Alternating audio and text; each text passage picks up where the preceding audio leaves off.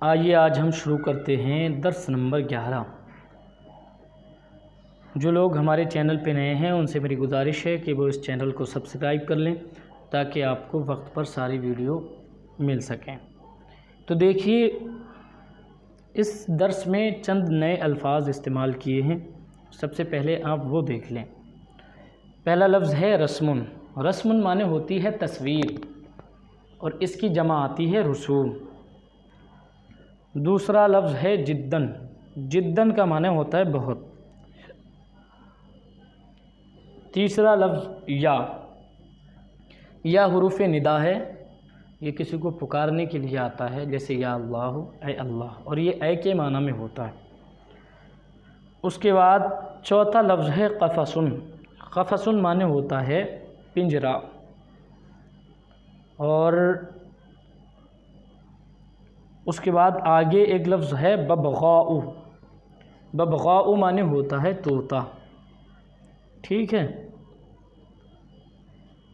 اور لام زیر لے، جس کو حرف جر کہا جاتا ہے، للبلد، لڑکے کے لیے، آپ نے پڑھا اس سے پہلے، اسی کو نیچے استعمال کیا ہے لفریدن، فرید کے لیے۔ لمن معنی کس کے لیے یا کس کا۔ دیکھیے، سب سے پہلے ہم اس کا ترجمہ کرتے ہیں۔ ایک لفظ اور رہ گیا، وہ ہے آ۔ یہ استفہام کے لیے آتا ہے، کسی کے بارے میں پوچھنے کے لیے، جیسے کہ حل کا معنی ہوتا ہے کیا، اسی طریقے سے آ کا معنی بھی کیا ہوتا ہے۔ حل اور آ کے درمیان فرق کیا ہے، یہ ابھی میں آپ کو تفصیل کے ساتھ بتاؤں گا۔ پہلے آپ اس سبق کا ترجمہ دیکھ لیجئے۔ ھذا رسم، یہ تصویر ہے۔ ھذا الرسم، یہ تصویر، جمیل جداً، یہ تصویر بہت خوبصورت ہے۔ جمیل معنی خوبصورت، جداً معنی بہت۔ ھذا الرسم، یہ تصویر، جمیل جداً، بہت خوبصورت ہے۔ ما فی الرسم، تصویر میں کیا ہے، یا عزیز ہو، اے عزیز، اے پیارے، تصویر میں کیا ہے۔ اور اگر عزیز کسی کا نام ہو تو یہ کہا جائے گا اے عزیز، تصویر میں کیا ہے، اور ورنہ تو عزیز کا معنی پیارا آتا ہے۔ ما فی الرسم، یا عزیز، تصویر میں کیا ہے، اے پیارے۔ دیکھیے، فی الرسم قفص، تصویر میں ایک پنجرا ہے، جیسا کہ اس کی تصویر سے ظاہر ہے۔ ما فی القفص، پنجرے میں کیا ہے۔ ما معنی کیا، فی معنی میں، فی القفص، پنجرے میں۔ ما فی القفص، تصویر میں کیا ہے۔ فی القفص طائر، تصویر میں ایک پرندہ ہے۔ اذالک الطائر ببغاء، کیا وہ پرندہ طوطا ہے۔ نعم، ہاں، ذالک الطائر ببغاء، ہاں وہ پرندہ طوطا ہے۔ کیف ذالک الطائر، وہ پرندہ کیسا ہے۔ کیف ذالک الطائر، وہ پرندہ کیسا ہے۔ ہوا جمیل جداً، وہ بہت خوبصورت ہے۔ لمن ھذا القفص، لمن معنی کس کے لیے۔ لمن ھذا القفص، یہ پنجرا کس کے لیے ہے، یا یہ پنجرا کس کا ہے۔ ھذا القفص، یہ پنجرا، لفرید، فرید کا ہے یا فرید کے لیے ہے۔ دونوں کا معنی ایک ہی ہے، مفہوم ایک ہی ہے۔ ھذا القفص لفرید، یہ پنجرا فرید کا ہے، ٹھیک ہے۔ اب پہلے یہ سمجھ لیں کہ حل اور آ کے درمیان فرق کیا ہے۔ دونوں کا معنی کیا ہی ہے، استفہام کے لیے آتے ہیں دونوں، اور جس جگہ حل استعمال ہوتا ہے اسی جگہ آ بھی استعمال ہوتا ہے، لیکن حمزہ مفتوحہ یعنی آ، یہ حل سے عام ہے اور حل خاص ہے۔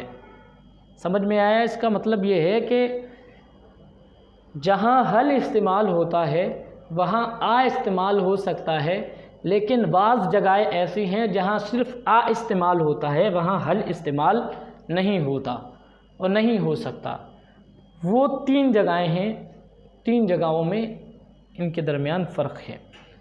سب سے پہلا فرق یہ ہے کہ حل جو ہے وہ صرف تصدیق کے استفہام کے لیے آتا ہے، تصور کا استفہام حل میں نہیں پایا جاتا۔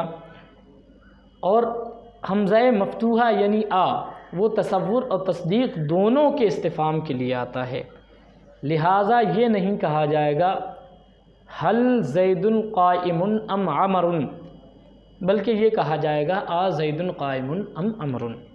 سمجھ رہے؟ یہاں حل کا استعمال جائز نہیں۔ دوسرا فرق یہ ہے، اب آپ یہ پوچھتے ہوں گے یہ تصور اور تصدیق کیا ہے، تو یہ تصور اور تصدیق انشاءاللہ آپ آگے پڑھیں گے منطق کی کتابوں میں، آپ کو سمجھ میں آ جائے گا۔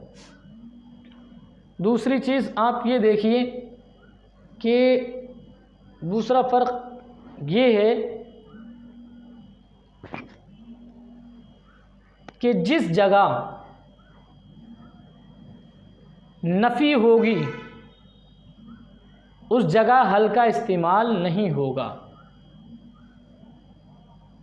جیسے کسی نے کہا ما کتبتو یا ما کتبتا، اب یہاں پر ہم سوال کریں کہ حل ما کتبتا، کیا تو نے نہیں لکھا، تو یہاں پر حل کا استعمال جائز نہیں ہے، بلکہ یہاں آ کا استعمال ہوگا۔ سمجھ رہے ہیں؟ جس جگہ جملے میں نفی ہو وہاں حل کا استعمال نہیں ہوتا ہے، وہاں آ کا استعمال ہوتا ہے۔ جیسے قرآن شریف میں آپ دیکھیں الم تری کیف فعل ربک باصحاب الفیل، دوسرا الم نشرح لک صدرک، تو لم کے ذریعے سے نفی کی گئی ہے، اس سے پہلے استفہام ال کے ذریعے آ کے ذریعے آئے حمزہ مفتوحہ کے ذریعے سے کیا گیا ہے، یہاں حل کا استعمال جائز نہیں ہے۔ اور تیسری جگہ یہ ہے وہ جملہ اسمیہ جس کی خبر فعل ہو وہاں حل کا استعمال جائز نہیں ہے، وہاں آ کا استعمال ہوگا۔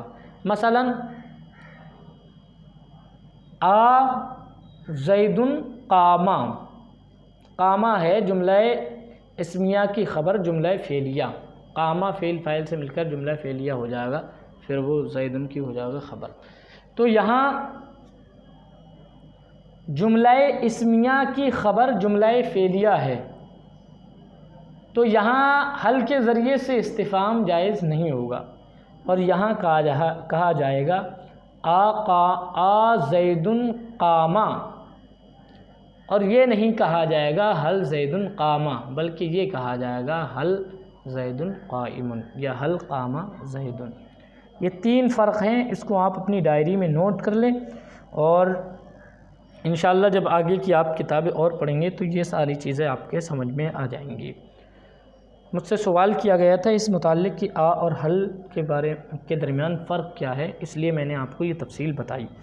اب آگے دیکھیے اسئلہ، ان کے آپ کو جواب تلاش کر کے لانے ہیں۔ ترجمہ آپ سن لیں اس کا، کیف ھذا الرسم، یہ تصویر کیسی ہے، این الطائر، پرندہ کہاں ہے، اہوا لفرید، کیا وہ فرید کے لیے ہے، اہوا اسود، کیا وہ کالا ہے، اہوا جمیل، کیا وہ خوبصورت ہے، اہوا ببغاء، کیا وہ طوطا ہے، اذالک القفص کبیر، کیا وہ پنجرہ بڑا ہے، اھذا الدرس سہل صعب، کیا یہ سبق مشکل ہے۔ اس کے بعد جو ترجمہ ہے وہ دیکھیے، اردو کا عربی میں ترجمہ۔ یہ کتاب کس کی ہے؟ تو چونکہ اس جملے میں استفہام ہوا ہے تو سب سے پہلے ہم جن الفاظ کے ذریعے سے استفہام ہوتا ہے ان کو جملے میں سب سے پہلے لے کر کے آتے ہیں، اور وہ سب سے پہلے لے کر کے کیونکہ آتے ہیں اس کی وجہ یہ ہے تاکہ جملہ ابتدا ہی سے پتہ لگ جائے کہ وہ جملہ استفہامیہ ہے یا خبریہ ہے یا کیا ہے، وہ پہلے سے ہی پتہ لگ جائے۔ دیکھیے سب سے پہلے استفہام کی لے کے آئیں گے، یہ کتاب کس کی ہے، تو من مانے کون، اسی کے لیے لمن لگا دیتے ہیں۔ لمن مانے ہوتا ہے کس کی یا کس کے لیے۔ لمن ھذا الکتاب، یہ کتاب کس کی ہے، طوطا کس کا ہے، تو لمن مانے کس کے لیے یا کس کا۔ لمن الببغاء، طوطا کس کا ہے، وہ پنجرہ کس کا ہے۔